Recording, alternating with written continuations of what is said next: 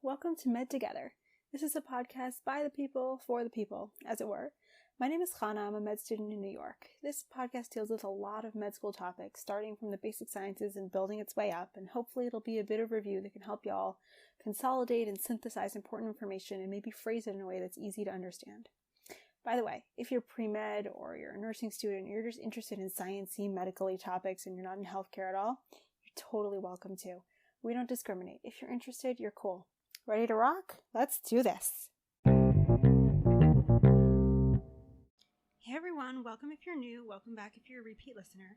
Today's talk is in the cell biology series, and we're going to talk about membrane potentials, what they are, how they're established, and why we care about them. So when we say membrane potential, what we mean is that the potential represents the charge of the inside with respect to the outside. So just bear in mind there's always macroscopic electroneutrality, which is to say that the positive and negative charges in each space are going to add up to zero. The membrane potential is just saying that the intracellular is more negative relative to the extracellular space, not that the intracellular space itself has more negative than positive charge. And potential is going to be established by ion flow. So first we're going to talk a little bit about how ions move and why. So ions, and really all particles, move with Brownian motion. This is a concept you're definitely familiar with already. It's just maybe a fancy name for it. Brownian motion is just telling you that particles are never really standing still. Even when there's no force on them, particles are exhibiting random motion, but they're always going to end up with the same average position as their origin, as long as there's no force on them. In a situation where there is a force on them, like a concentration gradient, they're still going to move randomly, but the net flux is going to be in a direction to even out the concentration gradient. So what is net flux, and how is it different from unidirectional flux? Net flux is kind of the same thing as like net income. It's the overall movement from area of high concentration to low concentration after you subtract the particles that went the other ways because of random motion. And the unidirectional flux is the gross flux in each direction. And then the way you get net flux from unidirectional flux is you kind of take the difference of the two unidirectional fluxes, and that gives you your net flux. So if you think about it like unidirectional flux is your income and your spending, and then the difference between your income and your spending is your maybe net amount of money that your business brought in. Now, in our situation, we're talking about ions, and ions are subject to forces other than just diffusion. Ions actually move with electrodiffusion. Electrodiffusion is diffusion that depends on both the charge and the individual identity of the molecule. So sodium, let's say, has a diffusion gradient because of the concentration of sodium is higher outside the cell than it is inside, but there's also an electrical drive into the cell because it's more negative inside. Cations are going to move towards a negative charge, opposites attract. So when the diffusive flux and the electromigrative flux are pulling in opposite directions, they have to balance each other. And the overall kind of flux is going to be less than either of them in isolation. And when it reaches its electrochemical equilibrium, there will be no net flux. The electrochemical equilibrium is the point at which the diffusion flux and the electrical flux are balanced so that there's no net flow across the membrane. Now remember, because of Brownian motion, there is actually going to be unidirectional flux in both ways because the particles are always moving, but there's going to be no net flux across the membrane at electrochemical equilibrium. Now, I do hate to bring up math, but I have to bring up the Nernst equation, which is used to find the potential at that point of equilibrium between the electrical and the chemical gradients where there's no net flux. And it's not going to be a potential of zero, remember, because you have the concentration gradient and you have the electrical gradient here.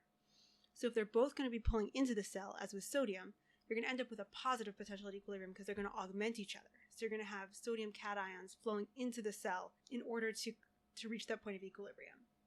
And so because you have those sodium ions flowing in, to balance both the diffusive flux and the electrical flux, you're going to end up with a net positive potential. Because like we've said, potential is the inside of the cell as compared to the outside. So if both forces are going to be causing sodium to flow inward, that's going to cause the inside of the cell to be more positive than the outside of the cell, so it's generating a positive potential. This is in contrast to, let's say, potassium, which has a concentration that's pulling it out of the cell, but the electrical gradient wants it to move inside the negatively charged cell. So these two forces are going to have to meet somewhere in the middle. It's still going to end up being negative, but it's going to be less negative than it would have been if we were just looking at the diffusive force, which would be pulling potassium out of the cell. So now I'm not going to torture you with the math because I'm going to assume that all of you, like me, hated physics and maybe possibly only just survived it. I don't want to re-traumatize you. So I'm just going to give you the really simple form that's going to be the useful way to use it. So for monovalent cations, that's sodium and potassium, the Nernst equation tells you that the equilibrium potential is equal to -60 times the log of the concentration inside the cell over the concentration outside the cell. And you can remember that because you know that when we discuss membrane potential, we're comparing the inside to the outside. So it makes sense that we're taking the log of inside over outside. So as you can see, and I'll repeat the equation as we walk through it, if the extracellular concentration is high, like with sodium, you're going to end up with a decimal from the concentration ratio because you're dividing inside by outside. We'll give you a decimal. The log of a decimal is a negative number. So you're going to have negative 60 times a negative number, and you're going to get a positive. So that tells you that if you have a cation whose intracellular concentration is lower than its extracellular concentration, you're going to end up with a positive potential at equilibrium. With potassium, on the other hand, you're going to get a whole number from the ratio because its extracellular concentration is lower than its intracellular concentration. So when you divide intracellular by extracellular, you get a whole number. The log of a whole number is going to be positive, but when you multiply that by negative 60, it's going to leave you with a negative equilibrium potential. So that's telling you when all is said and done, when the dust settles, if you're just talking about potassium, when potassium reaches its electrochemical equilibrium, there's going to be a negative potential across the membrane. Now, just quickly, if you're dealing with an anion like chloride, you're just going to change the sign on the negative 60, so it's going to be 60 times the log of the concentration inside over the concentration outside. And if you're dealing with a divalent cation like calcium, it's going to be negative 30 instead of negative 60 because the negative 60 is about the voltage difference, and you only need half the voltage difference to balance the diffusive flux if you have a divalent ion. But that's a little bit beyond the scope probably of what you need to know, but that's just, in case you were interested. So how do we put this all together and calculate the membrane potential of a given cell? Because what we just did with the Nernst equation was calculating the equilibrium potential for a single ion. We don't have just one ion in any cell. Any given cell has lots and lots of different ions. In a situation where you're dealing with a cell, as in the human body, with lots of different ions, the magnitude of the potential across the membrane is going to depend on the permeability of the membrane to given ions. So we're mostly going to be discussing sodium, potassium, and chloride when we talk about generating membrane potential. Calcium can usually be disregarded because it's present at really, really low concentrations. We're going to give calcium its own entire talk because it's super important, but it's not really that significant in the generation of membrane potential. And actually, the resting potential is determined largely by chloride and potassium. Sodium really comes in more when we're talking about action potentials, which we'll talk about in the next talk. So if we think about potassium as the example, it's going to reach an equilibrium where the outflow because of the concentration is balanced by the inflow because of the electrical force. And because of the electroneutrality of ions that are negative being attracted to ions that are positive, as the positive potassium is flowing out, it's going to leave behind a thin film of negative ions on the membrane inside the cell. And positive ions are going to be attracted to the negative intracellular space. They're going to gather as a film on the outside, and that causes the membrane to act as a capacitor. A capacitor, if you remember from physics, is just a thin surface that separates positive and negative charge, and you can establish a voltage across the capacitor. So in this case, the membrane is acting as a capacitor, and membrane potential is just the voltage across the membrane, which is to say, the difference in charge across the membrane. So when we calculate membrane potential, we need a weighted average of the potentials of each ion in the calculation, sodium, chloride, and potassium. When we say weighted average, we're not talking about the relative amount of each ion.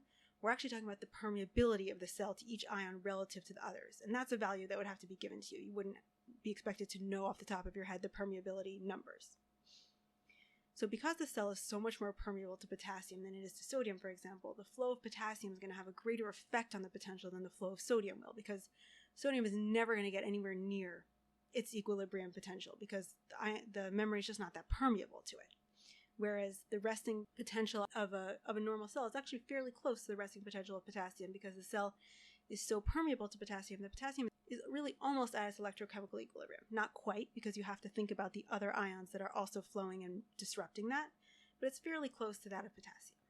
And the really important point here is that if the permeability of the membrane to an ion changes, the ion's individual equilibrium potential is now going to have a different effect on the overall membrane potential. So for example, when you're creating an action potential, what happens is cells become more permeable to sodium, which raises its effect on the overall potential, and the membrane potential becomes more positive, which is closer to the individual resting potential of sodium. Just another thing to keep in mind is that the establishment of the potential really does not affect the intracellular versus extracellular ion concentrations because it takes so few ions flowing to set up this potential that it doesn't affect the concentrations in a meaningful way at all, and therefore it's not going to disturb that macroscopic electroneutrality that we were talking about. So just remember that within the extracellular space and within the intracellular space, there's always going to be electroneutrality. Okay, full disclosure, this was probably my least favorite topic in all of med school. So I'm breathing a sigh of relief that it's over and I can stop having physics flashbacks. But because I'm a masochist apparently, and because I love you, I'm going to go over the big points again really quickly. Number one, we have to consider electrodiffusion when we talk about the movement of ions because their movement is affected by charge as well as concentration. The electrochemical equilibrium is the point at which diffusive and electrical flux are balanced, and we can use the Nernst equation to find the potential of any given ion at the point of electrochemical equilibrium. The preferred form of the Nernst equation for monovalent cations is -60 times the log of the concentration inside over the concentration outside. Change the sign if you're dealing with an anion. Divide -60 by the valence if you're dealing with an ion that's not monovalent, like calcium. And finally, the membrane potential is determined by the weighted average of the equilibrium potentials of the ions used to establish it. Change in the membrane potential occurs when there's change in permeability to an ion, so that ion's potential becomes more heavily weighted or less heavily weighted if the cell became less permeable to it for some reason. Phew. Okay, that's it for now. Thank you so much for listening and for sticking with me till the end. If you like this show and you find it useful, I'd really appreciate it if you'd spread the word and share it with your friends. And as always, feel free to reach out to me at medtogether26@gmail.com with comments, questions, or concerns. Catch you next time.